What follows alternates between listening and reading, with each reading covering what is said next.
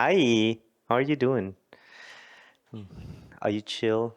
I know you all want to be out in the sun, but you can't.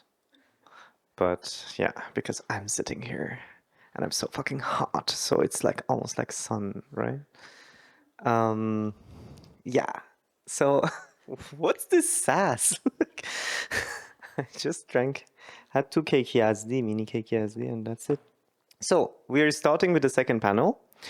Originally, we were supposed to go till 5 o'clock, and I will try to stay on that.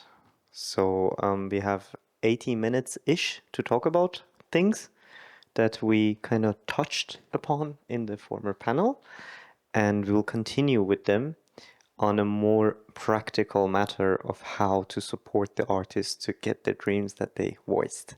So to start there, we still need to figure out who you are. And the same practice, you get 2 minutes each to say who you are. And then I would add things if I think it's necessary. So the stage is yours. Who wants to start? So, good morning. Thank you for invitation. And so in 2 minutes, I have to explain who I am. So before all, it's not easy to speak after the artist because I know how it's sensitive to this topic of the panel. And I will try to do my best, and I am sorry for my, as I said, Cobra, my French-Italian accent in English. And sometime probably I will looking for my word because my maternal language is French and Italian. So I am Maria Carmela Mini. I'm an artistic director of Latitude Contemporaine, and Latitude Contemporaine is the association who take place in Lille, in the north of France, very near Brussels. And we have several departments, and one of most is the festival. And I have brochure because I don't know how I can be here because the beginning of the festival in very soon, it's the 7th of June, but I have a very good team and everything is ready for the beginning. So, and if you want, we can take the brochure of the flyers after the talk. And the festival is dedicated to the pluridisciplinarity art, and we presented artists who work for performance, dance, music, and theater. And the duration is more or less 1 month. And in several venues, we work with opera and of Lille, and also with underground venue, and also in the public space. The second link of Latitude Contemporaine is office production, and we manage the work of 9 different artists, and Kubra is inside the office production as Ali Moini. And it's for that I am very afraid because I have 2 artists in the public. So, and the production and to support the artists to develop the project and in different medium. And the third project is of Latitude Contemporaine is to work with a teenager who has in foyer because there are refugees, and we work during all the year with more or less 200 different teenagers, and we use the tools of art to work with the teenagers. And I am also the president of the French Festival Union, and I represent a lot of festivals in France. That's it. Thank you. Yes. Okay. Hi, my name is Bahareh Sharifi. Bahareh Sharifi. I'm the program manager of Diversity Arts Culture, and I call myself like a cultural sociologist.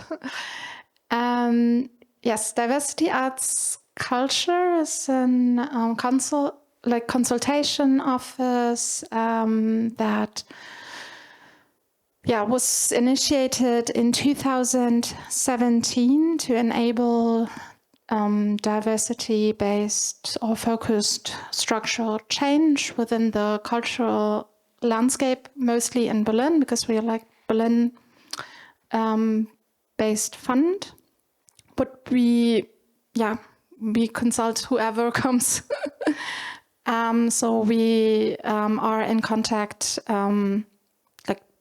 throughout Germany with institutions, with cultural workers, with artists, but also like in German-speaking countries, so Austria, Switzerland, and then once in a while, I don't know, Goethe Institute from, I don't know, South Korea, something contacts us. Let me think. In my work, I do like program manager always is a little bit misleading. I don't do like the whole program managing of diversity arts culture. I have we're a team of 12 people, and we're currently at 11. Unfortunately, one of our colleagues left. We were looking for a new member. In which direction? What's the job? We look like that. For a friend. Yes, it's someone who consults the institution, so it's not the not the nicest. But let me think. My work is so what I do is like cross-sectional tasks to develop like the programmatic work of diversity arts culture. I'm trying to create spaces where we as a team can come together and develop like what could be like the next things we want to address, and we want to work on it. And I also have like a focus in my work, which is empowerment, specifically for artists and cultural workers who are affected by racism. And maybe also what also is interesting is I do, when I have a little bit of free time, I do like independent research on the history of the migrant and refugee movement, like mostly like political movement. I'm interested also like in the history of Iranian left-wing movement in Germany, mostly before the revolution. But Yeah, and lots of these research you can find online. So I recommend to give that a read. So what I need to add is that I always confuse Bahareh and Azadeh, Sharifi. They're both scholars in a way, but working in different sections. It's also very interesting because they were both on the list of who should we invite for this panel. It's nepotism all the way. But yeah, I'm happy that you accepted to come here today. And about Maria, I need to add that she had a very bad day yesterday in getting into a hotel. The whole festival was coming from Sophiensele to Ufe Studio constant at least 5 times, so they could enter their room. Same was happening to Sina. I forgot to add that, but I had totally different beef with you, so I focused on another aspect. So to start and go further deep in, we need to kind of build a bridge between what you two are doing, because your work is mostly in another country, and your work is also very focused in this country here. So initially, my thought about this panel was to invite someone from Goethe Institute and someone from Senat and some other person that is in the power dynamics to talk about the struggles with them. But then I thought 80 minutes is just not enough, and I couldn't also keep my fist to myself often. So we decided to bring people in that have good experiences, who have done stuff that can help us, and like focus on the examples that can work. So that will be our focus in the next, let's say, 70 minutes that we have. If my phone goes on, yeah, 70, and or 60-ish. So to begin, maybe it would be interesting to start with Bahareh and talk shortly about further deep into diversity art cultures. And maybe we can also add that this festival already had a Beratung with diversity art culture in the programming and in the also aspect of how can we make stuff accessible with very little money that we have. And this is like one of the big topics right now in Germany. The whole notion of accessibility, because recently, like not recently, but 6-7 years ago, there was this bill that was addressing the discrimination for the disabled community. If the public money is going into a festival, but then the festival is not accessible, it's basically excluding certain part of the community. And exactly in this perspective, right now, there is like a big wave in writing applications and programming that this is slowly becoming a big criteria to think about different communities and how to Barriere abschaffen, how to destroy barriers, or to make things more inclusive, yeah. like to remove barriers, possibly, yeah. I think. And for that matter, when I was approached by Ashkan and Johanna for the panels and artist talks, I was just saying the stuff that I knew we would need. But then it was just really an open question whether we have money for it or not, which at the end we didn't. So, and this is like also some of those practices recently in this conference that I was in Hildesheim, which was very great. It was about the aesthetics of accessibility. The Aesthetic of Access was the title of it. We always figured that at the end, we always come to this decision which community we decide to exclude to give access to certain others. So it would be an interesting topic maybe to start exactly from this point of how do you, when a festival or when a community reach out to you about planning, what would be the first points that you would refer to that they need to look into and allocate money for, and would be more fruitful to think about? So usually, so people are, yeah. Let me think how to frame it. So yeah, usually people have this really, really big plans. Usually people come and want to make it accessible for everybody. And then we sit down with them and look at and try to talk with them what their own internal structures are, because that is that is the key point.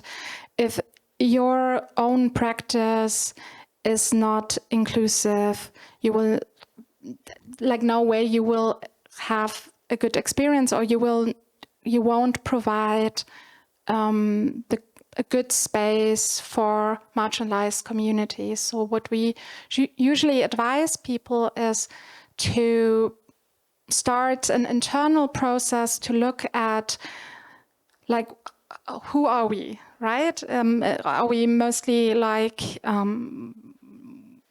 German white Christians, male dominated? Are we mostly like have class privilege, those kind of things? Look at like yourself, and then think about like the privileges you have, reflect on that, and then you can start to think about the ways you could brought in different perspectives. And with that, it's not only enough to start bringing in like people from marginalized communities, but also you need to put in place, because the world we live in, it's an unequal one. It is an injustice world. So you will reproduce injustice within your own system. So you need to think about, like, discrimination is like vorprogrammiert, so it will come eventually. So you need to think about what are the measures that we are going to take up if discrimination happens.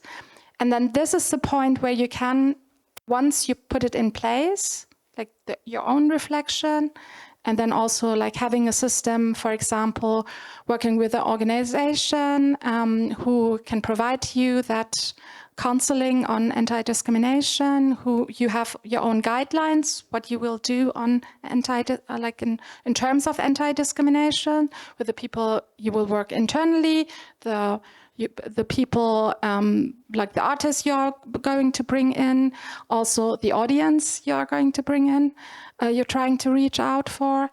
And then also, like, the question is usually, because people are just like, okay, we need just to be a little bit more open and reach out to certain communities, and then, that will work, and it usually doesn't work.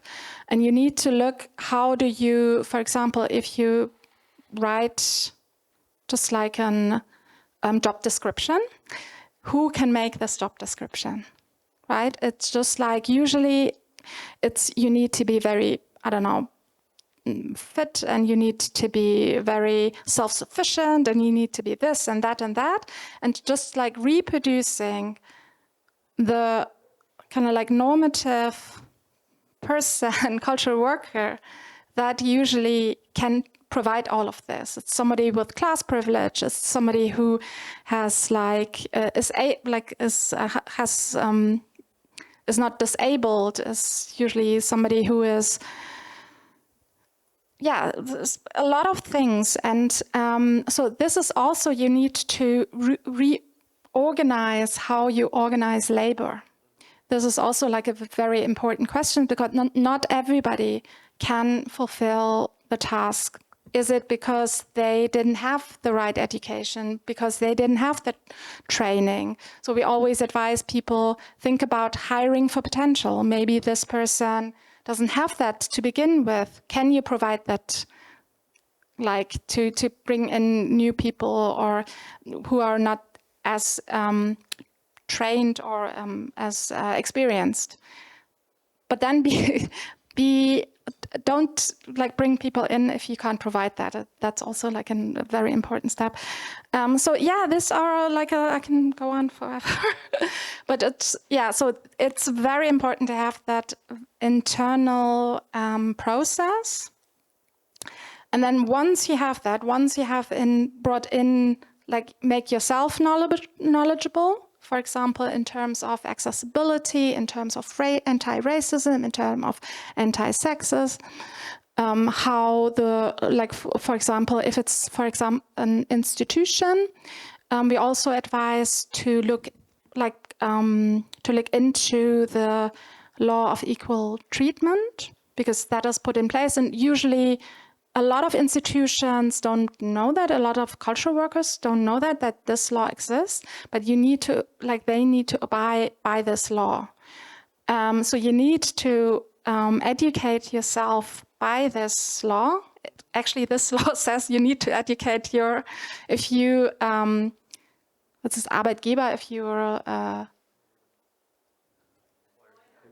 an employer, you need to train your employees on that law, so they know their rights. So these are things that are already existing, but nobody is like, especially in the cultural field, because like the cultural field doesn't see themselves as a working environment. It's just like free time or something else. But so those kind of things existed, and that can already provide like a more inclusive, safer environment. No, but this is a good insight into the work, because you also added, like, I just noticed that I skipped one question before getting there. But we went all in.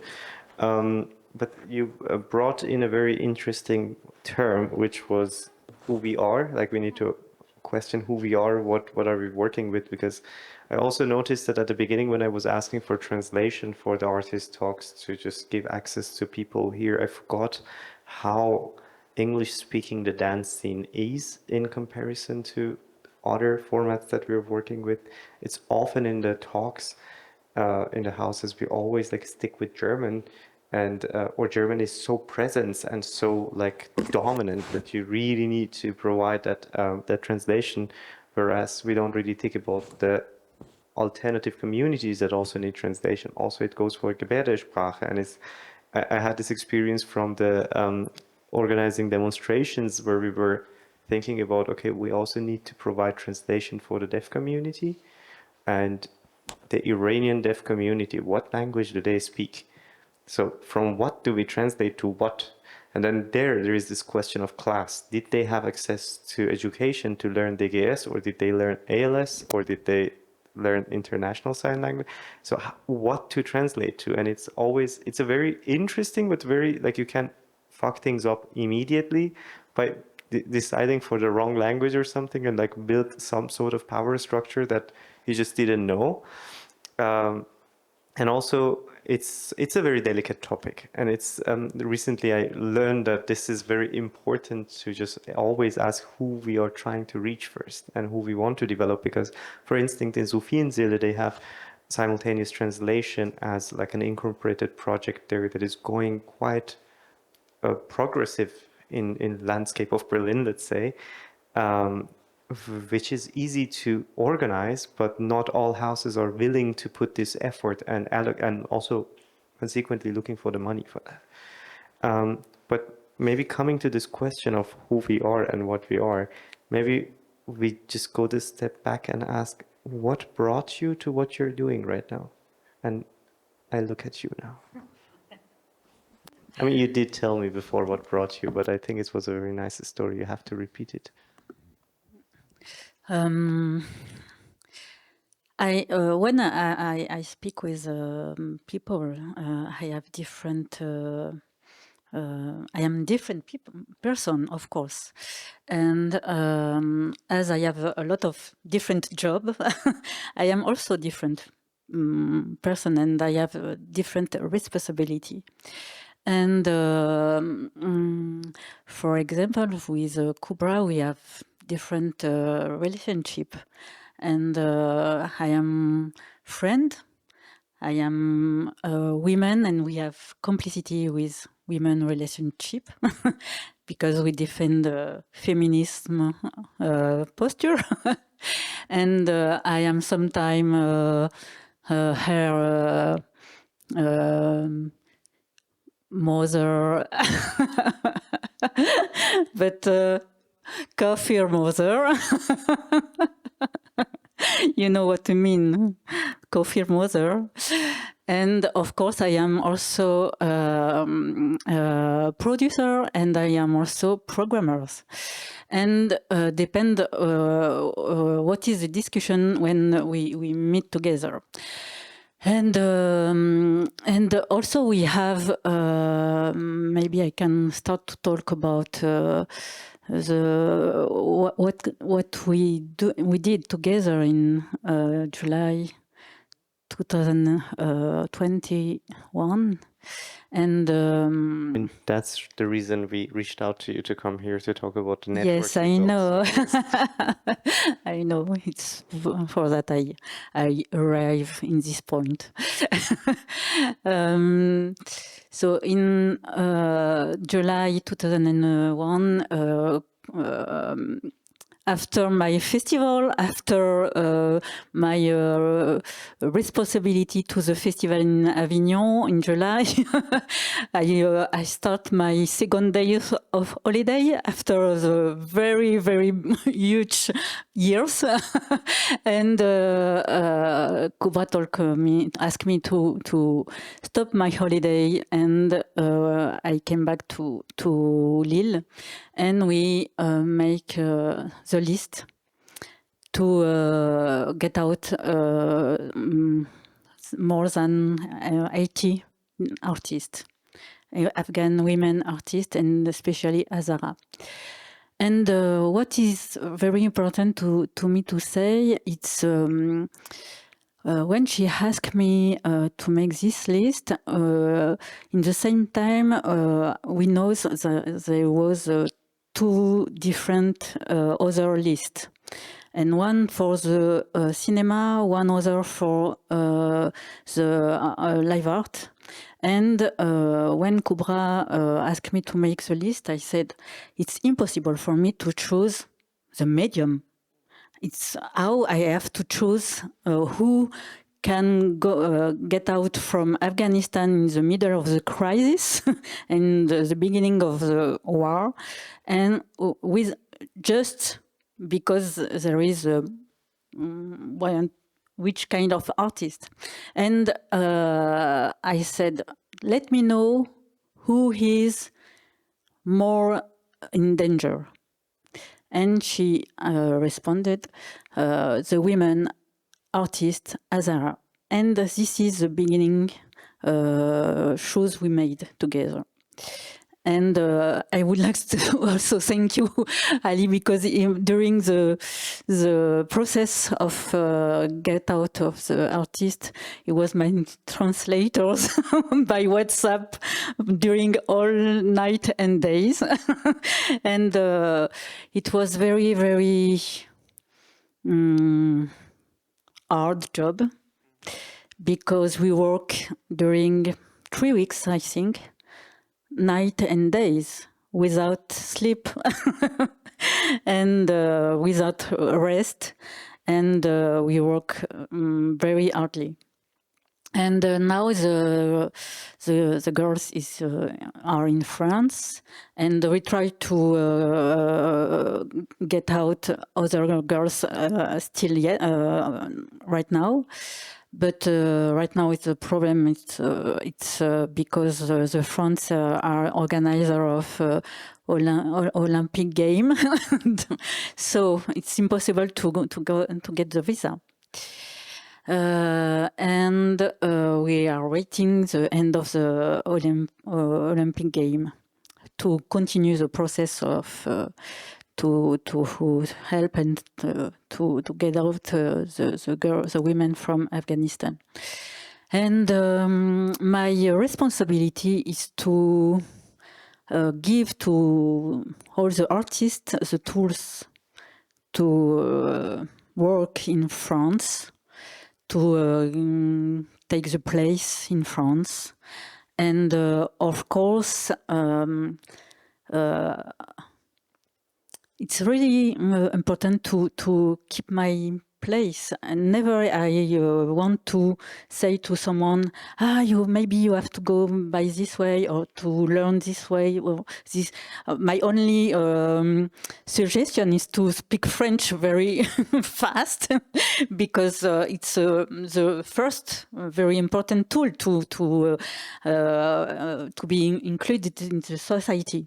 And after my role is to try to respond of them question and them needs. And all my days is someone call me, Maria, do you have this? I want to do this. And okay, and I try to do and to find the solution to respond to the request. And for example, I have several examples, but I welcome in Lille one very, very famous designer of costume, and she wanted to go to the very famous school called S-Mode. It's a very international and very famous school, and she entered in this school, and I found all the money to pay the school, and it's very expensive. I found probably 25,000 euros just for 1 year, and I spent almost 4 hours by day to try to work and to support. In Lille, there are more or less 38 different artists, and the other girls are split on France, different city. I think it's important to also mention when we're talking for preparation. Before I was telling Maria that yeah, you have this network that you brought lots of Afghan. I mean, maybe we should also call them Hazara artists. I don't know if they all identify as Afghan, but nevertheless, to bring all of them here. But you have only Cobra on your in your company, and you said, well, due to their security, I cannot name them. But there are 38 or 39 of them that you're helping them work. And I think this is also like in connection to the question of a statistic that we were talking before. It's like some of those concepts that we completely miss because you cannot put the list together, because it like lots of this work goes unnoticed. Also from your side, you know, like it's a work that or that Ali has to translate, and this is like definitely unpaid works that you're doing voluntarily to make a network function, but not always you can put them out. And I know it from also political practices that many people actually do fundraising, do bring money to the refugees, even within the country or on the borders, and help them, but no one can really talk about what network they have. And often it happens that they're parallelly making exactly the same amazing network, but you cannot really connect them because it's dangerous. You don't know what's going to go wrong, which is sad about working under the forms of oppression that one deals with. And maybe I would stick a little bit with Maria further in this topic. What was the practice because we talked about, you said you don't get public funding for helping these artists, but rather work with the private sector of talking with, like, using your own spider web and finding the correct person to connect. It's quite obvious the answer, which is probably you have way too experience in the field knowing that this would work better. And that's why you just started directly from there. But maybe shortly talking about why did you just directly went into the private sector and are still focusing on that? Because like 38, 39 artists, this is also not a very cheap project, you know. It's like their needs are not really like some tiny, so you really need to yeah, it takes a lot. Yeah. So when in July and August we welcome refugees artists from Afghanistan, they Kubra and I, we had a lot of interview because journalists was very impressed probably about that, and different rich people and rich family called me and they asked me, can I help you? Because of course the artist will need money to take a place in front and to manage herself. And I said, yes, okay. But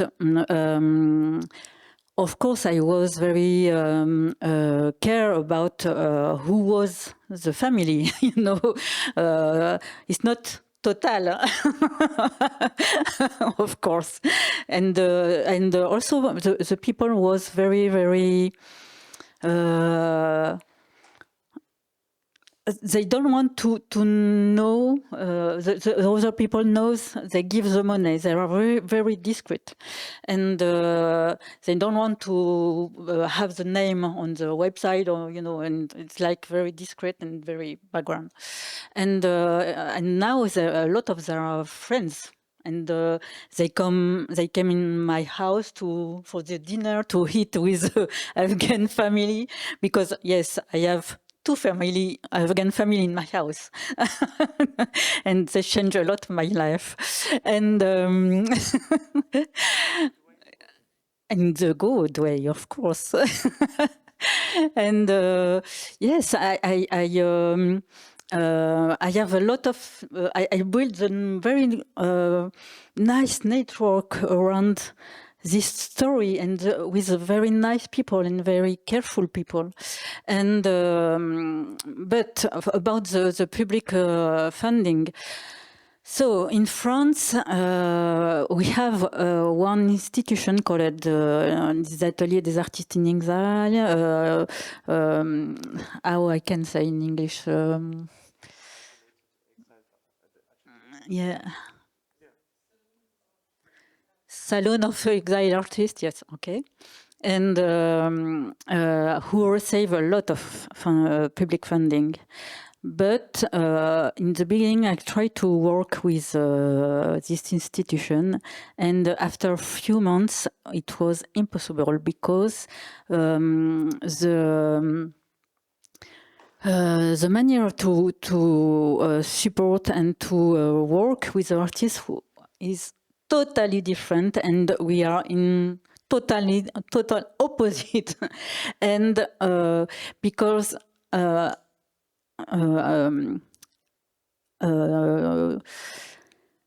at the beginning, when I welcome the artist, I said to myself, you have to be careful, don't use the artist. We don't use the artist, and you don't use the posture or the statement of exile artist, and the posture of exile artist, and the reality of exile artist. It's impossible to work with. For me, the artist is our artist. And it's enough.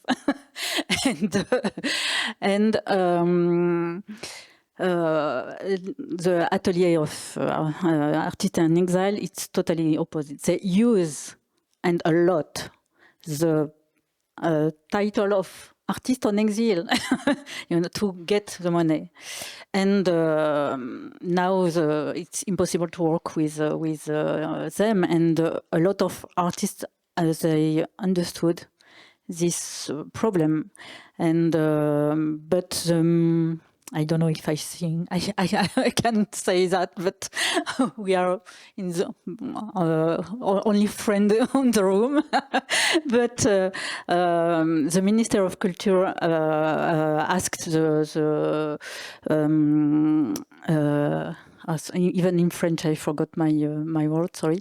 An exam to look how the money is used by this organization, because there is some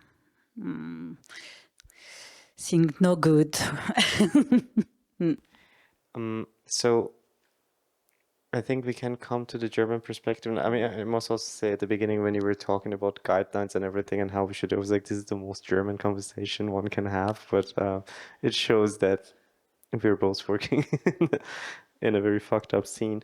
I think it's very important the perspective you added in, because we had this issue exactly with Goethe Institute and Goethe in Exil, and also with with basically the German government, with the context of Iran. So I'm not talking about Afghanistan. There is much to be debunked, but in the ongoing revolution of Xinjiang Azadi, we had constantly this issue that when we wanted to bring artists here who were in danger, and we were looking for some solutions to invite them for a festival or something to come here and then stay possibly for asylum or not, whatever, we always found, like we would organize everything and then we find an institute in France and then ask them to just like randomly, let's just give them an invitation so they can get the visa from France.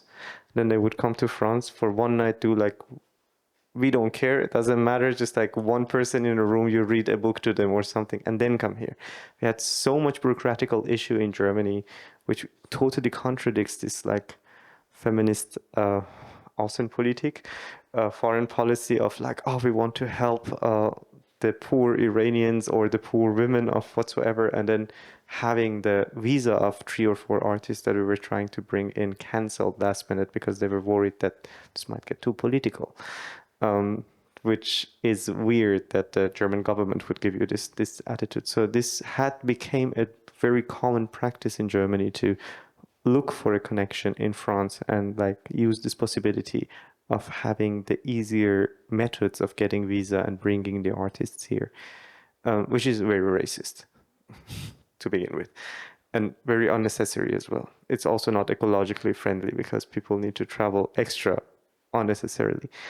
To coming to you on this topic, from your experience, what sort of issues you see in this structure that we have here that can be turned around or practiced differently? Especially, like, I know you said you don't have experience in the visa or things or like the difficulties in that direction, but exactly on this topic of organizing festivals or organizing events from the perspective of the BIPOC community, what are the structures that you think have been beneficial the most, beside all the other public money that is out there? Especially because when we talk about the private sector, like recently there was this topic with the culture senator of Berlin, where he was openly saying, like, hey, like, we have to cut 2.5% of the public funding yearly progressively in the next 3 years.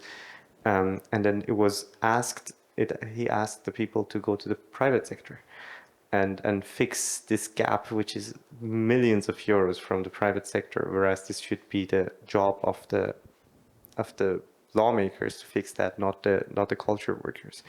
And that means definitely that the first places that would get their funds cut would be places like this for the BIPOC community that have a lesser reach, or like very more specific community, but not big in numbers. Yeah. Do you have something to add here? Yeah, I think it's important. As you said, like, my knowledge is mostly based on like how the Berlin funding system works. So how the Senate provides funding. So if you look at that, is 59% of Berlin's funding goes into institutionalized funding. So 5% is for the off-scene, the freie Szene, as we call it in Germany. So this is what we're dealing with. It's just like a very tiny percentage that, and if you look into the institutions, they're very, until today, they're very homogenized, like, class of people. And we don't have, just to add to the statistic numbers, we don't have the numbers, because like the problem in Germany with statistics, it's like Germany is very bad on putting up surveys and statistics, and especially when it comes beyond the regulation on male and women. That's basically in, and then like for the past years, we have something called migration background, which says nothing. It can be someone from Switzerland, and especially in the art section, where it's very international. We need to look even closer and further. And you were like putting out how like the barriers people from the global south, authoritarian, countries are facing when it comes to visa, when it comes to refugee status, and all those kind of things. You will not find these in the surveys and the numbers in the data. There's a history behind it. Maybe just quickly and shortly, the history we all know this country has, and this is why. Of course, from the state side, there are more how do you say? No, they are more aware of just not putting like people into like race categories. This is a very sensitive issue. And then, of course, minorities are very sensitive when it comes to topics, specifically certain minorities who have been living in this country for centuries. To name, for example, the Roma community. They're being registered, as for them, it's just like comes up with trauma. At the same time, like there are scientists who have come up with good forms of kind of like getting those questions on who is experiencing racism, who is experiencing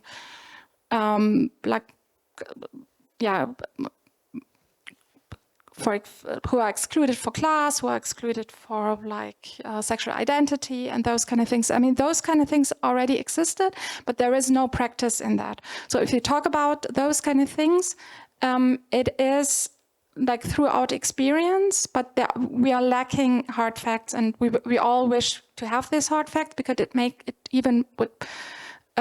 it easier if you have the numbers. We don't. And yeah, you were talking about like how we can change the funding. I mean, for us, like in my line of work, we very much, because we are not part of the Culture Senate, but we are funded of the Culture Senate, and this is where the money is provided. And I find it very important to always stick that out. Is it's taxpayers' money, so it's the money we all pay in to that communal thing. So it's important that everybody has the access to that money. So for us, it's just like we're trying to look more closely into how like the existing structure of funding can be changed. But this is a very hard process. It's just, and we don't have a mandate from the Senate, so we can only come up with ideas, and they take it or they don't. So for example, we started 2 years ago. I can talk a little bit about my work. 2 years ago, for example, we managed to start doing anti-discrimination works for the jury of the Senate. This is, let's say, 2-3 like workshops a year. Can you shortly also add how the jury is decided every year? Do you know it, or should I add that? So like the juries from the Senate, I don't know so much about like all the other funds, but usually it's the ones who are like the administrator who is responsible for that jury, looks out for setting up the jury. They become a practice, and I think it's like the off-scene unions, not the unions, but the organizations of the off-scene worked hard for that their voice is being heard. So they always ask, like, who do you suggest? For example, LAFT, which we have existing in Berlin, the organization for the performing arts scene in Berlin is asked, or like for the visual artists and those kind of things. They can come up with suggestions as well. But because these institutions are are also like they're mostly white, their network of people, like it's just a reproducing. It's, of course, it would be different if just like the administrator who sits at Brunnenstraße comes up with people, or like the off-scene can provide names that makes a change. But even in that is very, it's very, very selective who sits there. And then even more with which knowledge people sit there. And this is like, I think, the question we talked, like the panel before talked about it, is like who decides what is worth to be funded or not, and with which knowledge you have. So it's just if you have from like people who are artistically referencing a completely total framework people never heard about. Like it's not the European Eurocentric artistic canon. People don't know what to do with it. So this is one thing. And then you have that, of course, for every other marginalized community as well, for the disability community, for the queer community and those kind of things. And like, so it goes on. And so we try in this, for example, in this trainings, we try to provide a space where they can reflect on those decision makings. What kind of like bias you look into this artwork, and who is like, for example, who is doing like art in public spheres, and who is just doing like social art, like or who is doing like soziale Plastik, as we call it in Germany, and who is just doing like working with migrant communities, right? Or who's just like doing like street art or something. It's just like, and this is also like a canon we have in Germany, it's a very extreme, I don't know, maybe in France it's similar. It's like the difference of high and low culture. It became better within the last, I would say, like 5-6 years. But this is also put in place that those kind of things are existing here. And one other thing, is we could. So one of the things we were able to do is, so there used to be a funding for. It was called Intercultural Project Funds. And then I think mostly from the dance scene who are focusing on disability, but not just, Runder Tisch Tanz it's called. They put up a proposal to say, okay, why don't we definitely need more money for that, and we definitely need to put up like a bigger funding for marginalized communities. So. And then the parliament, like the Parliament of Berlin, the Abgeordnetenhaus, decided that they put more money into that, and they will change the target group.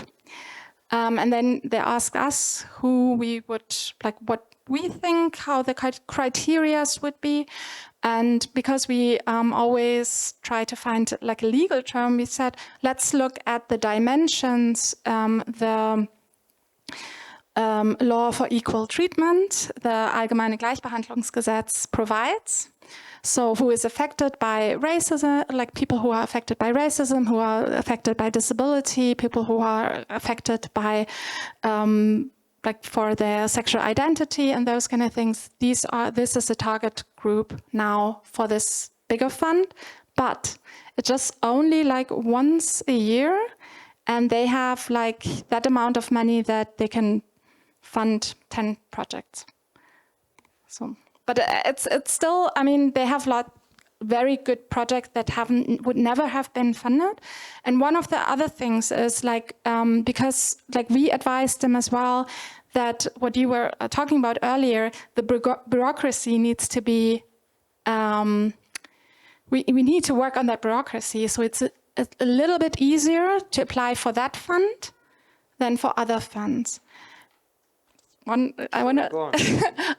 simple thing, because it's very, very, very interesting. I think it will start in the next couple of weeks or something, a project, because we also recognize that still the community, like the disability community, still has very hard problems to apply for not just this fund, but for all the funds, because like for them to get access to information, just the information, nothing else, it's very hard for, if you, let's say blind, so what they usually need to do is to find someone to help them to even understand what the criteria is to apply for. So my colleagues, they came up with a project, and they're working with PUB. I think it will be installed at PUB. If you're an artist with disability, you can go there, you get a small fund, you can pay someone that this person can help you to even just write an application. And of course, it's just how do you say, Krücke? It's just like a stick. What is it? Stick? A crutch, exactly. It's just a crutch for the moment, because what we need to do is to make all the fundings accessible, all the fundings. But for right now, because the Senate is not going to change that from today to tomorrow. So for that, this is put in place, and I think this is a very good. Step forward to gain that experience, what these community of artists need. So we always need some better practices to gain that experience, to kind of like gain more access. Okay. Yeah, thanks. I actually like this. Your last point was what I wanted to add. It's, exactly on the note of having access, because it's really hard to also like writing applications is such a classist thing. You need to know what terms to use, how to put it together. We have it very often when we get applications from students or artists with a dance background, and then we compare it with the ones who do speaking theater. It's like very different. And Human Sharifi was addressing to it, calling it like you're asking a person to speak a medium that they don't speak. And then, of course, you are not convinced because the person is a dancer, because like the pieces of like, what do you expect them to have good words for that? So this whole canonic experience of like, you need to write application. This is why we need the people like you. So I'm going to make a bridge here to come to you. But I want to shortly, like you mentioned, Sinti Roma community. There is a Verein that is in Groner Salon of Volksbühne since a few years that they are working only with in this field. And they're now doing the first ever theater festival. And that's going to also come to Ballhaus, where I work, on 13th and 14th with 2 productions.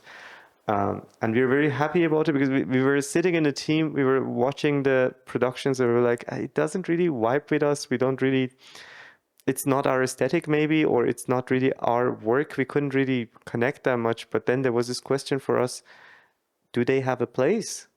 Do they have any other place to go to and perform? And this was suddenly like a big question that, okay, it's not about our aesthetics anymore at this point. It's about making things possible for community to experience. I mean, how do we expect a community to develop? Or how do we expect like the dance scene of Iran that is in exile to go further if there is no Tanzpol? And also, at some point, someone needs to put their ass down and just do the work of organizing, bringing people together, and get lots of shit because of it that they're doing it, but nevertheless organize it, because these rooms need to exist that people talk with each other. So on that note of putting our ass down and doing the work, I want to connect it to the former panel that people talked about. Each one said about what they would need or what they would wish to have. What would be your wish to make possible or make happen in future, seeing what you have done so far? I am not alone in my office, luckily. My team is, I think for the production, 5 people work for the production and administration stuff, and 2 for the communication. And because we support 9 official artists and 38 or 39 non-official artists, and we. Because the name it's on the website. And but we try to do everything, because when we work with artists, they can ask everything, and of course we try to. The rule of the producer is to find the good way to support the artist to arrive to the goal and to the result of the creation, and for. Ali Moini have a lot of requests, and we try to answer, and and we make the fun. We make all application, maybe 30 or different application for Ali. In 1 month we can do 30 application, because there is different application to apply, and. For example, now for Kubra, we have a lot of different projects. She has a book for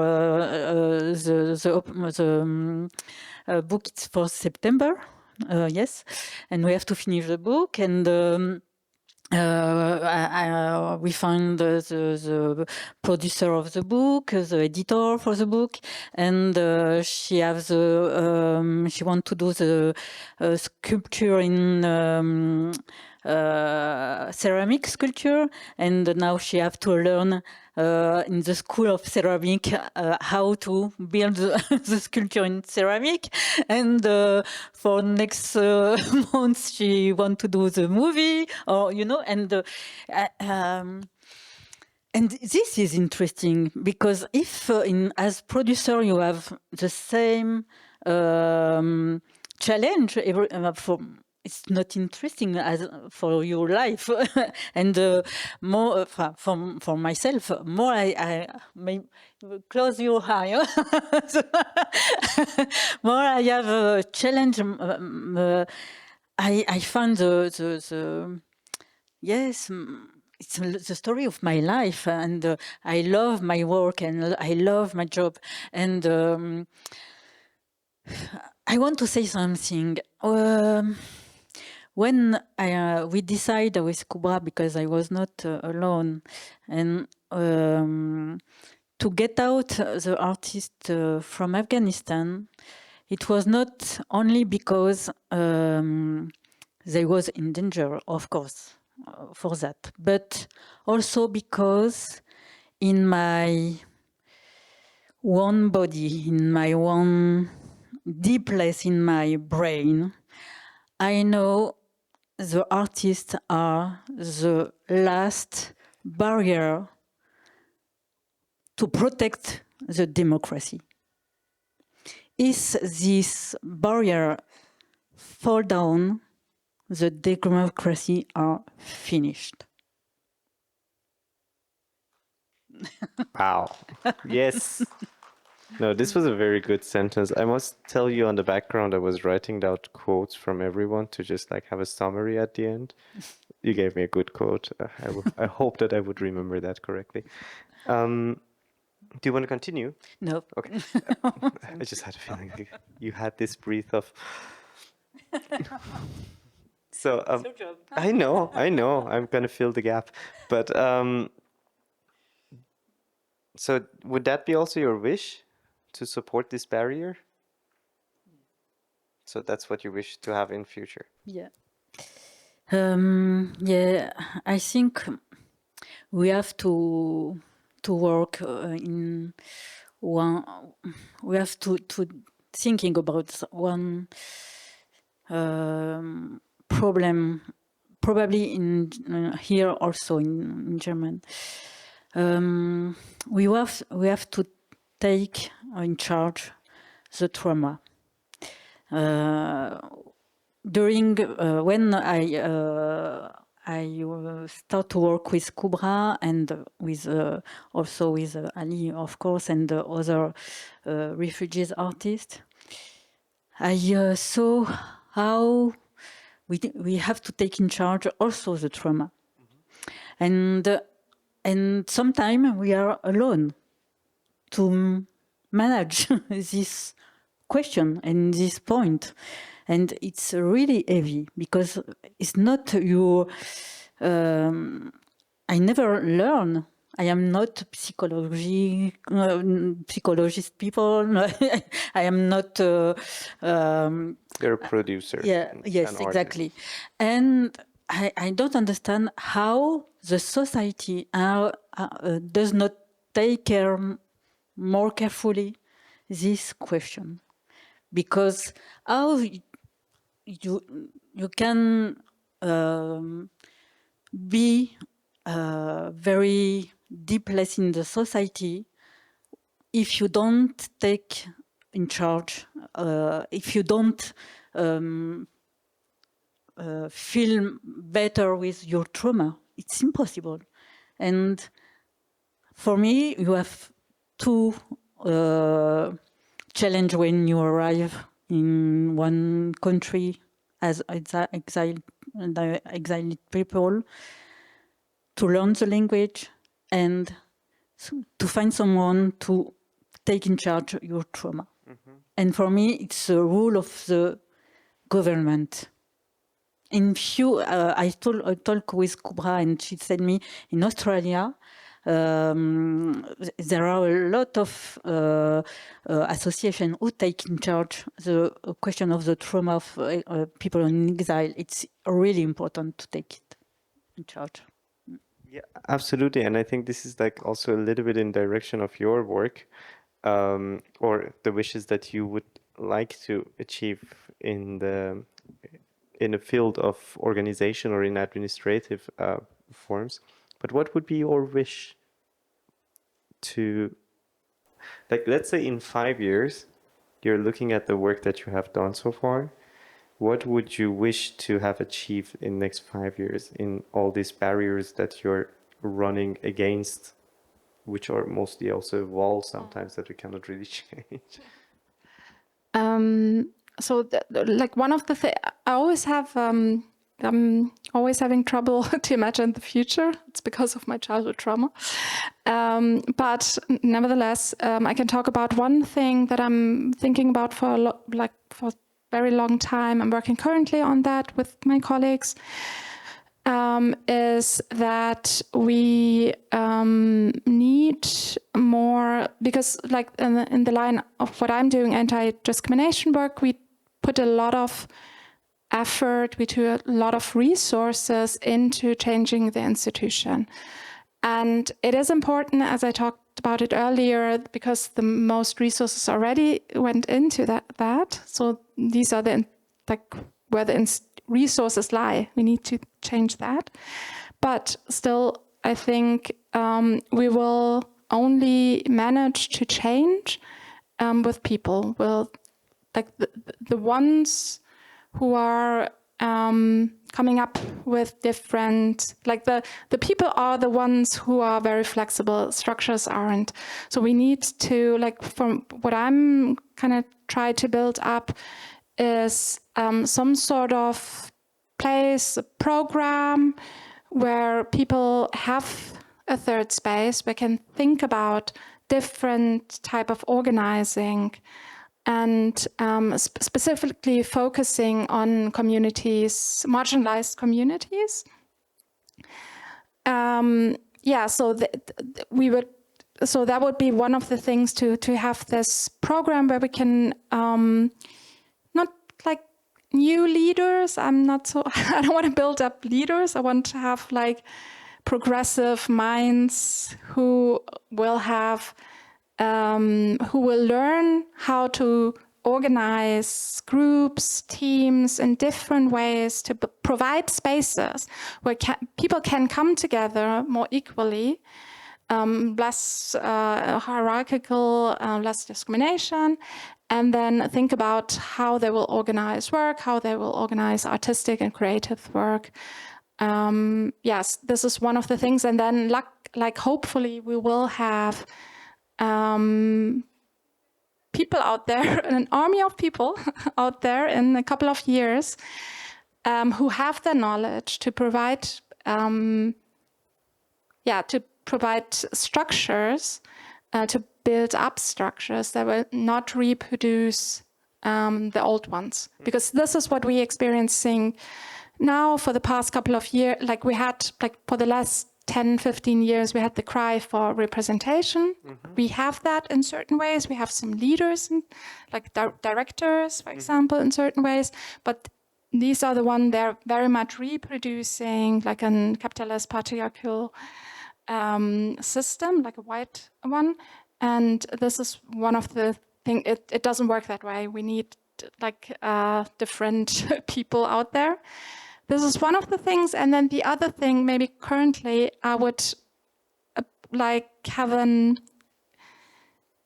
some sort of, we need these spaces for where we have like artistic freedom, freedom of expression, like those kind of freedoms that are just like narrowing down. We're like in that time frame where we see how the arts sphere, not just the arts sphere, but also like different spheres in the society are narrowing down the limitations of expression of freedom, expression of artistic freedom, we need these spaces. So this is one of the things I'm very much hoping for. We can gain that back. Yeah. And even furthermore, more progressive spaces.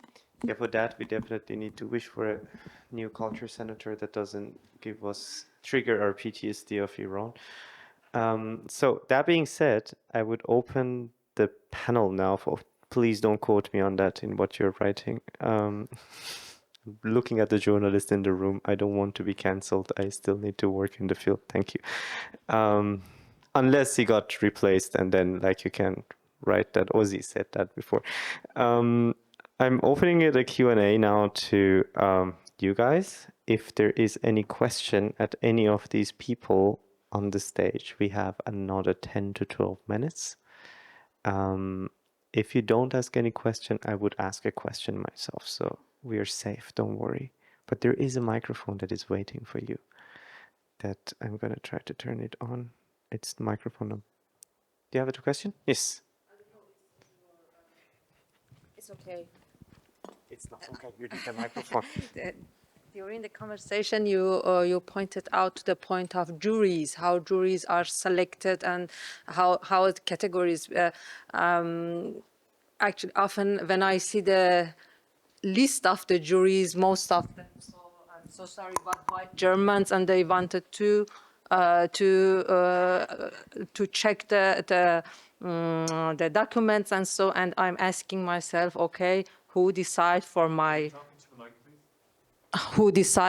application? Or it's in dance, but the jury, just one person from the dance studies or choreography journalist, or I don't know. I'm curious. I'm wondering how is the process of selecting the juries? How is the system behind that? Thank you.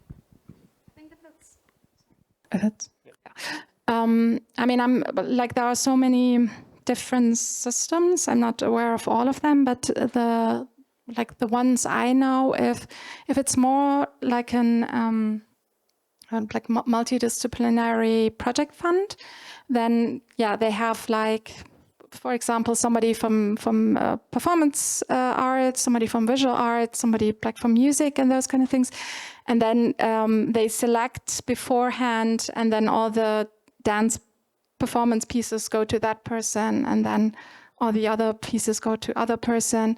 And I think there are a lot of different ways they're doing it. For example, I think spartenoffene Förderung is one of the more progressive juries. So what they're doing is always having two people, one people who will sit in eventually, but a second person who will consultate, and that person, and they have a rotating structure. So the person who is sitting in is the second year, the person who is advising is in the first year. So you have knowledge, the knowledge is transferred. And they do also, as far as I know, they try to provide a little bit of conversation beforehand to come up with categories to think about when they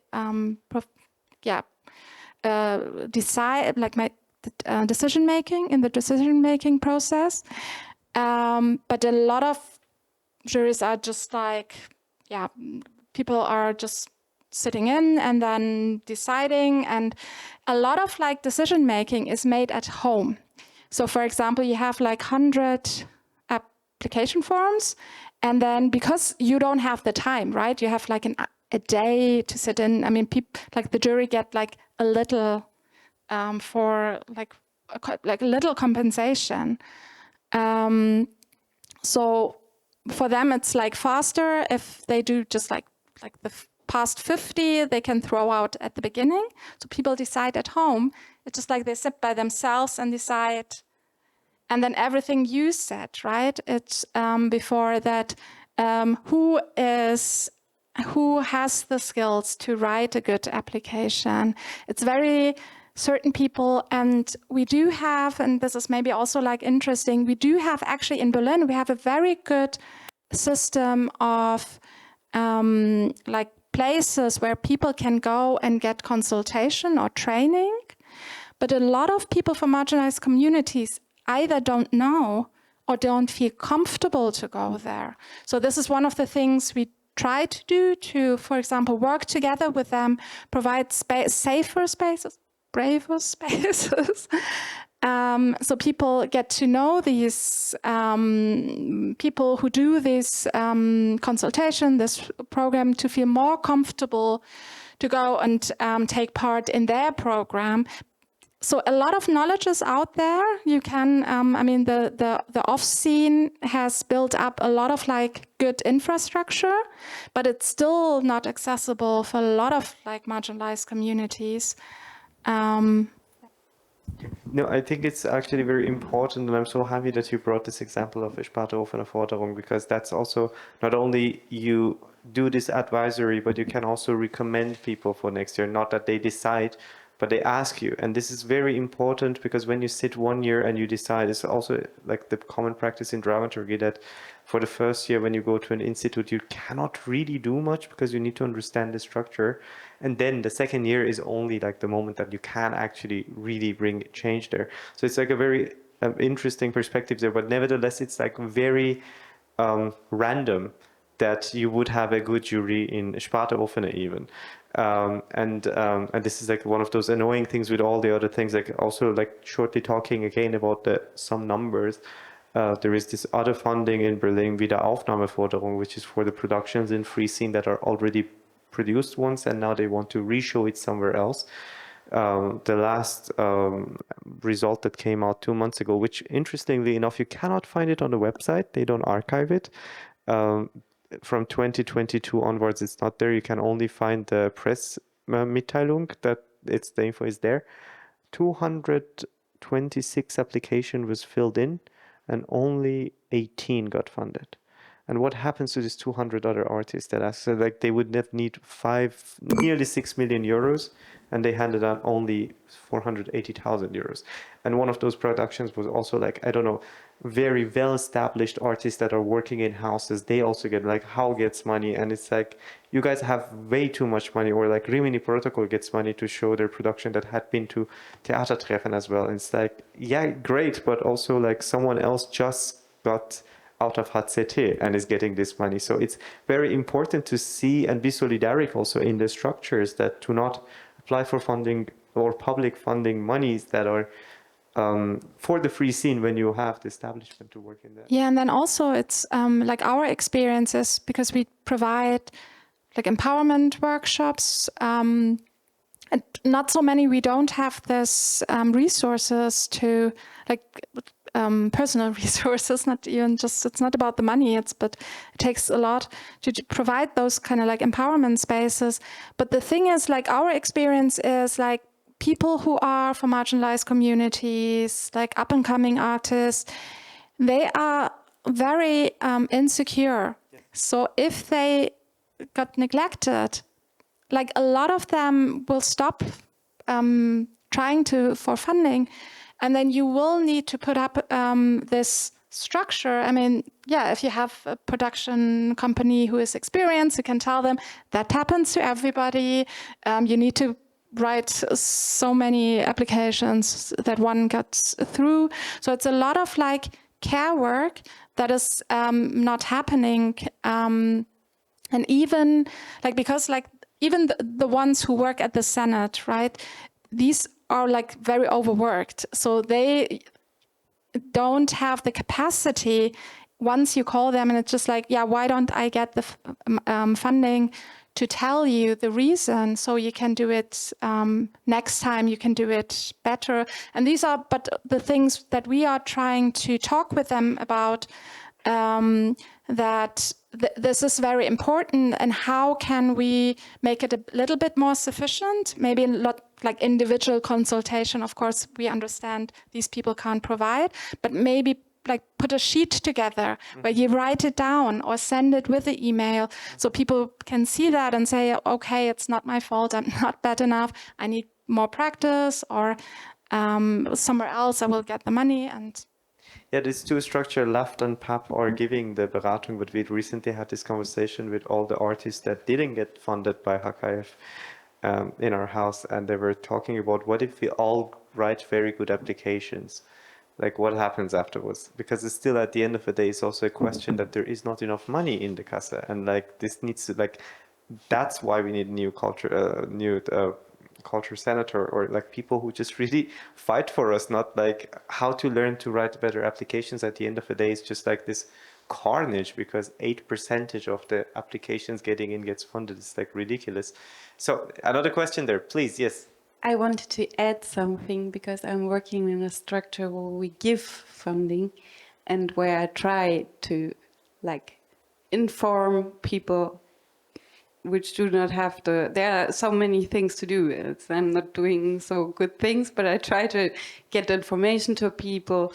Also ask question who is choosing, like we had artists, producers, also who is legitimate to talk about artistic projects is a very important question. But at the end, there is not enough money, and it can be also stupid reasons. Everybody needs to know it can be stupid reasons, like there are already 5 dance projects, so maybe in terms of equality, there is also a theater project or a circus project, so there are so many reasons. Sometimes it's not only the quality of the project, it is mostly never the quality of the application or the project. And of course it takes a lot of time, because we need something to read about the project, or a video at least, that someone explains you what is the project. But it's also so difficult to make like more open rules, and to think, okay, maybe a video presentation, but for some this is also complicated. What can be, so we sometimes have also, we invite people like to do a meeting with us, so we can add information during to the jury to those projects, because we had an exchange. So sometimes, but it's very hard also to know. So we need to know also what from the people applying, what are the difficulties for different people to make things better.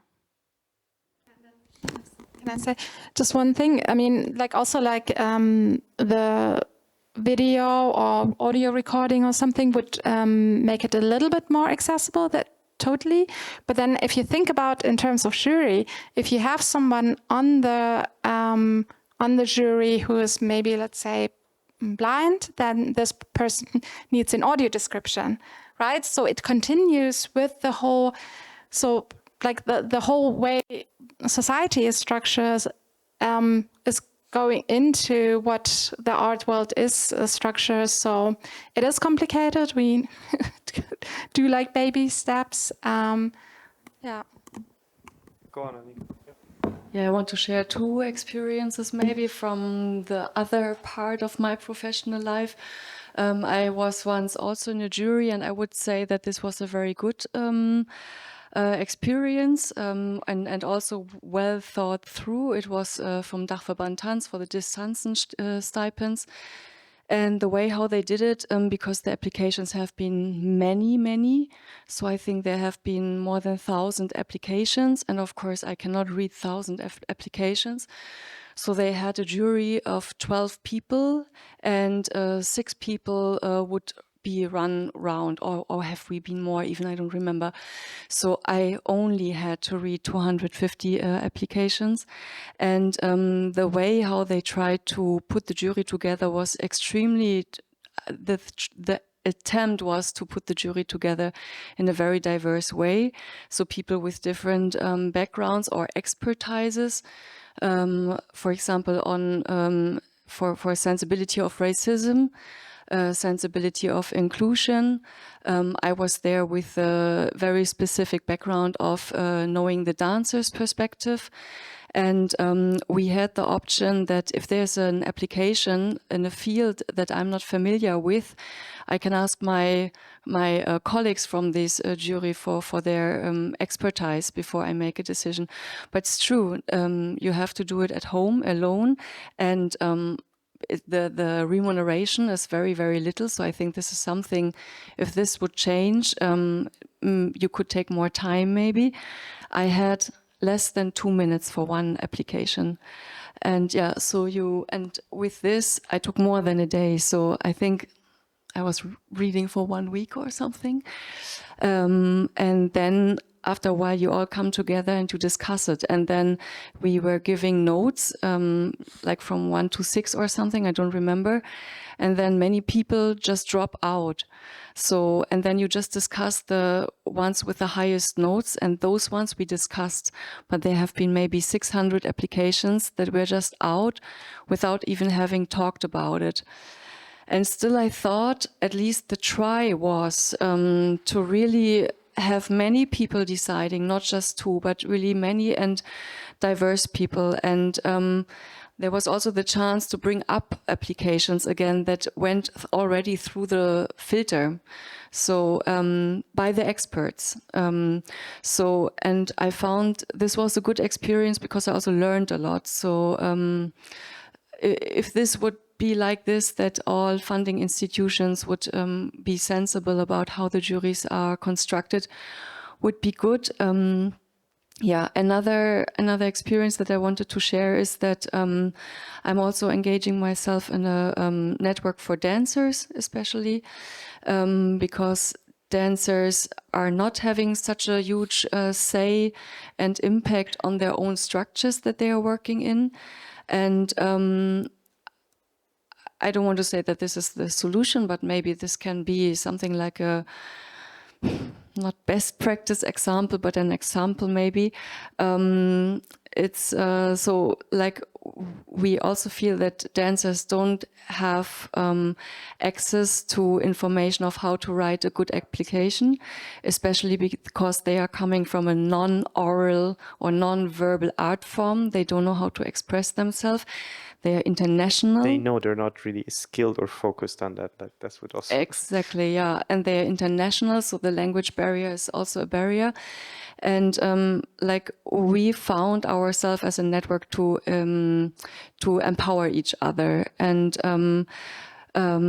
because the institutions won't do that.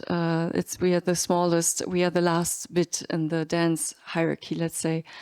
And so I just want to empower that these networks are important and valid, and try to get into the organizations and the structures, try to get into the boards. And so once that you're in the structure, you can also change them and design them, yeah. I mean, you can try to change them. Let's see how it goes. But yeah, that's also one of the reasons I kind of quit freelancing a few months ago and getting into structures. I would add shortly how Theatertreffen, for instance, also work. Theatertreffen is this big festival here that like picks 10 most remarkable pieces, theater pieces from the German-speaking countries. And the way their jury is produced or constructed is they pick only critics that are working freelance, that are not working with any institute or any house. And they are supposed to go and watch pieces around the year. It's like around about the same number that you brought in. They divide the whole German-speaking countries in regions. So someone has Austria and Berlin, and someone is like Hamburg and other region up to the west, and then above also Sweden if something happens there. And so this is how they kind of divide the country in 7 or 6, like je nachdem the constellation. Usually now there are 5 or 6 juries. But then at the end, it's like all white people, because you don't really find that many BIPOC critics that are capable of living off of their pocket money, not get paid and go watch all these pieces. And also the pieces that they decide at the end is always pieces from the houses, because they can do repertoire, they can constantly go on. But the free scene, you have like 3 nights of showing. The jury needs to watch it once, like one person, and finds it interesting, and then they need to call the council of the juries. So they all go and watch the piece. And it's impossible for the free scene. So you exclude immediately the whole free scene. They're doing it since years. They're very happy with it. And these are the structure, regardless if you get in, you cannot change it. And nevertheless, they have Theatertreffen blog, which I was leading it 1 year. There, they are trying to train new critics. This year, all white. Like my year, I was like, no, I just want to, like, at one day, if one of these juries are changing, I want a BIPOC to get there, because constantly these contexts are missing. So it is very important to get into the structure, but it like kills you from inside slowly. So, but I'm very happy that we talked about these networks that we can connect with each other. We are 6 minutes over the time, and you all want to get a little bit of rest. And the festival people want to just fucking be done with this thing, definitely. So let's give a round of applause to Annika, Ashkan, Johanna, Jos, the technicals of here, the volunteers, Melika, and the panelists, the guests, the artists, the producers, the me, also vielen Seele, Ufel Studio, and all of you who came here. And I want to summarize what we saw so far. So you're allowed to leave the stage if you want, but you can also stay here. We saw different pieces, and I am quoting one sentence from all of the artists, and this is how I'm closing this festival together. I must say, at the beginning, when Ashkan reached out to me about Tanzpol, I was like, great, finally a festival about comedy. And then I realized the Tanz was in German. So that means dance. And I was like, oh no, this is still my thing. So yeah, that was my joke. Also, I must say my body would really miss this festival, because I peed so much because I drank so much water on the panel. So my body would go back to being dehydrated afterwards, but thank you for that. Rosa said, I like googly things and make arts that make people have دلشون رنج بره. How do you say that? Yes, kind of their heart and their body melts.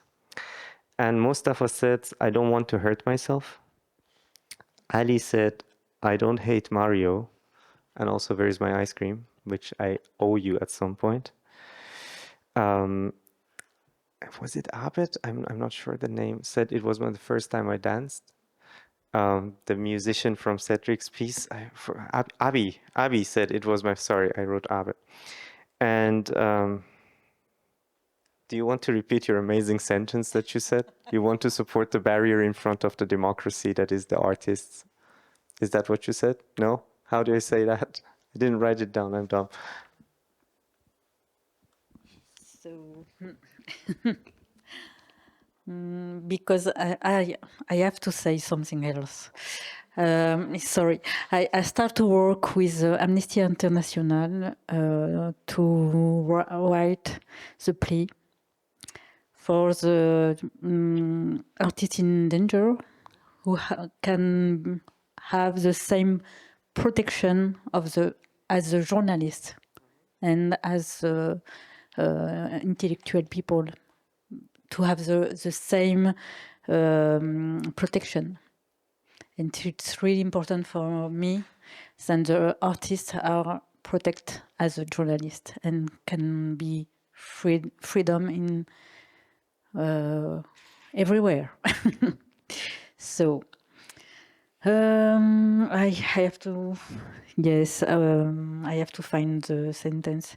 Should I fill the gap here behind it? No, I am still ready for that. Sorry.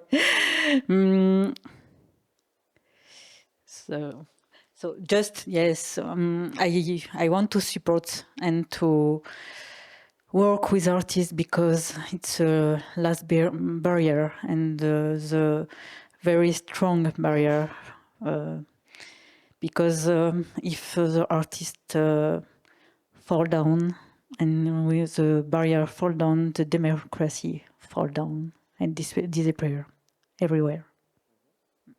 Thank you for repeating this amazing sentence. I would read your text afterwards and quote it better.